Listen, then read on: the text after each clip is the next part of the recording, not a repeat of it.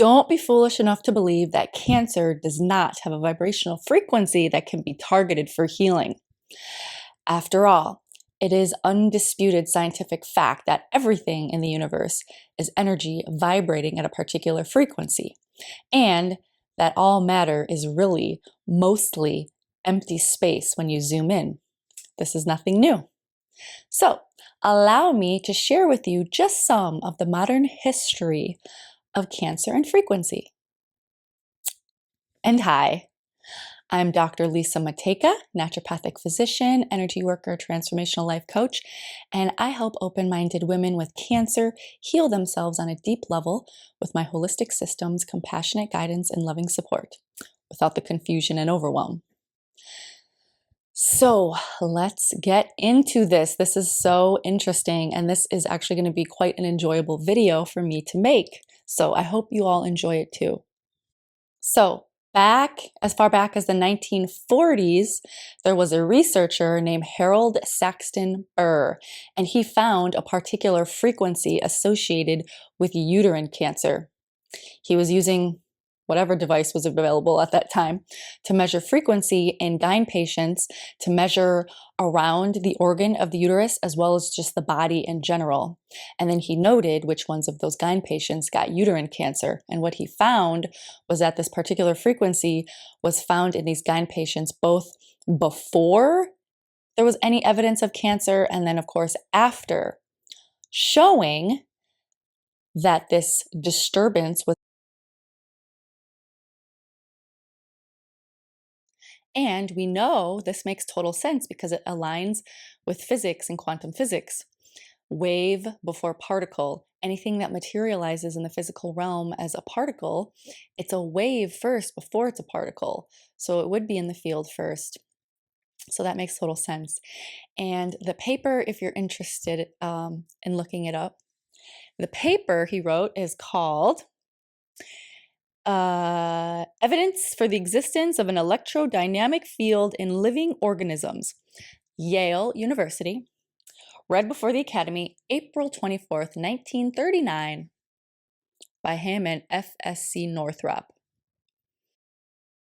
Next, I took a course for TFT, thought field therapy, and this was, I won't get into all of it. It's basically a tapping technique developed by a Dr. Roger Callahan. And through the course of his work, I'm not sure if he was the one to discover it, but they definitely realized, him and his wife, Joanne, who's carrying on his work and legacy now, that malignancies, cancer, are related to a negative polarity. They use actual voltmeters, voltmeter, voltometer, however you want to say it. And they notice that when they measure people with cancer and around cancers, there is a negative polarity. That doesn't happen in healthy people. Now, negative polarity over time is bad because it leads to all sorts of cancers. You can have a negative polarity and maybe not have cancer yet, but sustained over time will lead to cancer. So they, and by the way, a negative polarity is essentially a reversed polarity. The polar fields are reversed from where they should be. And that's why in this TFT thought field therapy course, they teach how to work on reversals and reversing those things to get results for people. Another bit of info I found is that healthy cells generally have a charge between 70 and 90 millivolts. Now, cancer is 20 millivolts or below, cancerous cells. And then I mentioned about a week or so ago in a short video, and I said I'd talk about more, which is why we're here now. I talked about discovering EES, Energy Enhancement System, invented by Dr. Sandra Rose Michaels.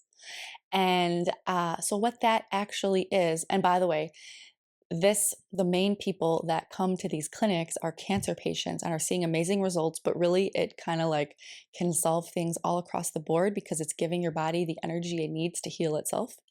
And what it is there are biophotonic scalar wave components. believe that's kind of like the whole main thing, is that it's a scalar wave. And then alongside that scalar wave, those biophotonic scalar wave components, is Fibonacci sequence scrolling intentionality, light and full scale spectrum color therapy. And it uses something she calls HHFE technology, holistic human factors engineering. It's a proprietary thing, so we don't know exactly what this frequency is, but we know a big part of it is that it's scalar. I also spoke with the owner of my local EES clinic. Well, they don't call it that, local EES center, energy spa.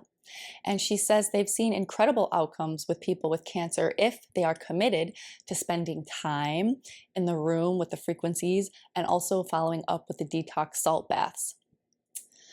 She said, as Dr. Sandra Rose explains, cancer thrives in a low energy environment. So by spending time in these energy rooms, it recharges your cells, kind of like recharging a cell phone. That's what she said.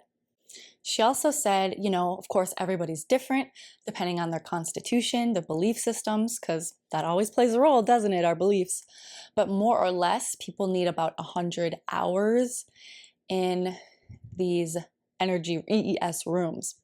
And she says those that are also doing conventional oncology treatments, chemo, radiation, whatnot, that they actually need a little more because the body is working harder because of those treatments.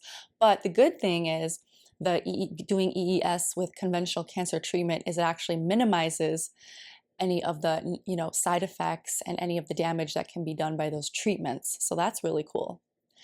And she also said of note, sometime before the full healing, before the 100 hours, a healing crisis will occur where the body will react violently, can get very ill, blood markers can get worse. And she says this is the body's attempt to stop the healing and keep the status quo. Now, in the naturopathic world, we hear of healing crises, and typically those have to do with just so much junk coming out of the body, toxins, negative energies, so much junk is coming out that the body kind of gets sick with it on its way out. But anyway, so this healing crisis can occur. And she says, as long as the patient, doesn't give up and quit there and gets through it and continues with the EES and the detox salt baths, they find that is the turning point of their healing and restoration of health. How cool is that? So funny enough, I recently attended an event unrelated to this kind of stuff. And I met someone whose business partner has a mini particle flow accelerator. Yes, a literal mini version of the Large Hadron Collider in Switzerland at CERN, CERN, the European Council for Nuclear Research. It's in French, which is why that acronym doesn't line up. And the very interesting thing about this is he says it's been curing cancer with only 12 hours of being in the particle flow accelerator. Now, don't get your hopes up. This thing is not on the market yet. It's not even available for purchase yet, but it is awaiting some sort of approval. And then I guess we'll see what happens. And there's more. And these are not the only machines that are helping cancer. Oh my gosh, there's so many. I can't even get into them all here. I personally have a Thera wellness device, which is like a $20,000 piece of equipment. It's amazing. It's not specifically made to help people with cancer or any particular disease. It is a wellness device that helps people's energy field regain balance and harmony. So that can just have cascading effects. There's all kinds of devices. Some are more like scanners where they can read your energy field and kind of which identifies potential issues. And then some are givers, like the Rife machine. That was an early one. People are familiar with the Rife machines. And those are typically good for pathogens. And there's some common ones you may have heard of or be using yourself, things like infrared sauna or PEMF, pulsed electromagnetic field mats.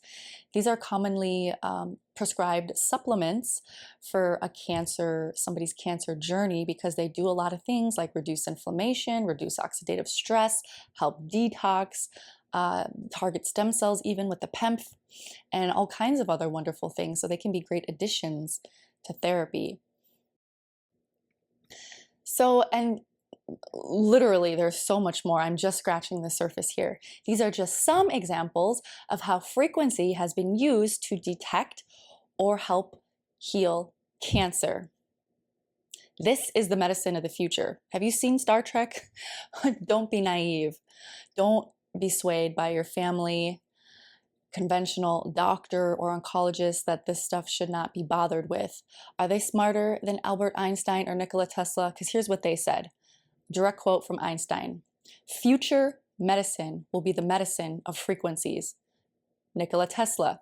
If you want to find the secrets of the universe, think in terms of energy, frequency, and vibration. Those are the guys to listen to. And it's okay, you know, people just don't know what they don't know. The unfamiliar, the unknown is feared. But I'm just passionate about this because this is stuff that really can help you, and this is stuff that really can work if you open your mind to it and commit to it and, you know, do it properly. It really can make a difference. So go seek some of these things out. Feel free to drop a comment if you want more information. Like, subscribe, all that good stuff. And much love, everybody. Until next time.